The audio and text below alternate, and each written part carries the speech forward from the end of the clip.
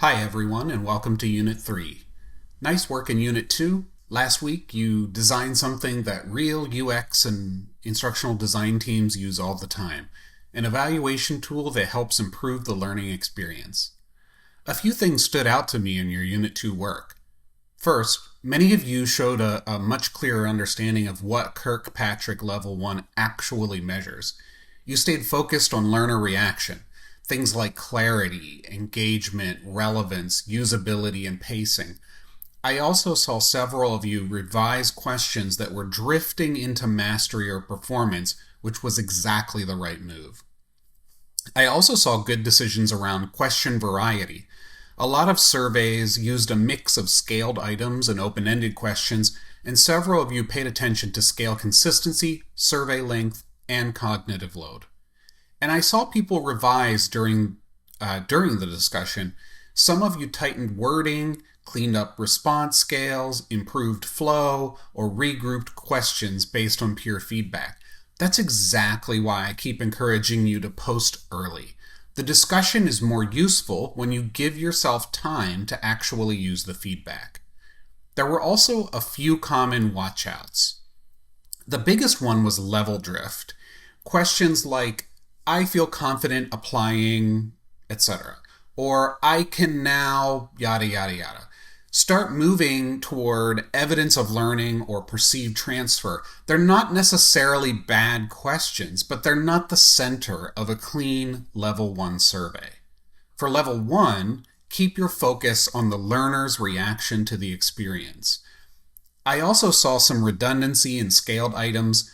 If several questions are all asking whether the course was clear, useful, engaging, or supportive, make sure that each one is actually measuring something distinct. And watch scale consistency. Mixing stars, numbers, agreement scales, and emotional labels, that can make the results harder to interpret later. The survey experience itself matters too. If a tool makes learners click through one question per screen, a 10-question survey can feel much longer than it really is. Grouping related items and reducing unnecessary clicks can make a real difference. Now, Unit 3 shifts us from reaction data to evidence of learning.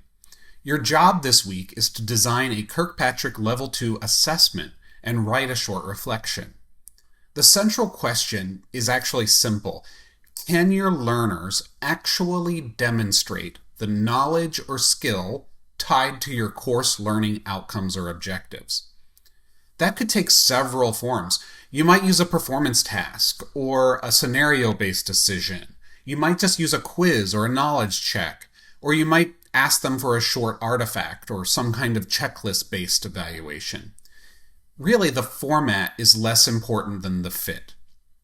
Your assessment should be measurable. It should be manageable and clearly connected to what you said the learners are supposed to know or do. This is a big step in the overall mini-course build because you're creating something that you can later point to as evidence of learning, not just feedback about the experience. Here's a quick rundown of this week's deadlines. Your Unit 3 discussion initial post is due Sunday by 11:59 p.m. Eastern, and your two peer replies, the Unit 3 assessment and the knowledge check, are due Tuesday by 11:59 Eastern.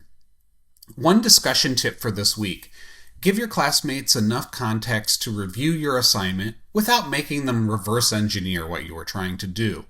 In your post, briefly tell us your mini-course topic and audience. Name the objective or objectives that the assessment is measuring. Explain what type of assessment you chose and why. Tell us how it'll be scored or what successful performance will look like. Then, be specific about the feedback that you want.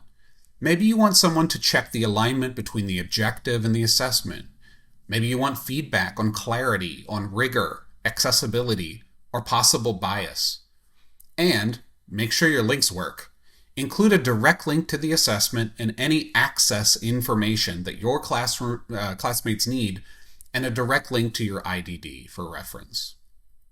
Be sure that your assessment allows us to complete multiple attempts so that we can all test it multiple times if needed. If only one person can complete one attempt, you're not going to get much feedback. And the easier you make it for someone to review your work, the better the feedback is likely to be. So this week, keep asking yourself one question. What would count as convincing evidence that my learners actually learned what I intended them to learn? That question should drive your assessment. And Dorothy, our TA, will be around this week reminding us that learning works best with patience, iteration, and snacks. She's especially committed to the snacks. Have a good third unit.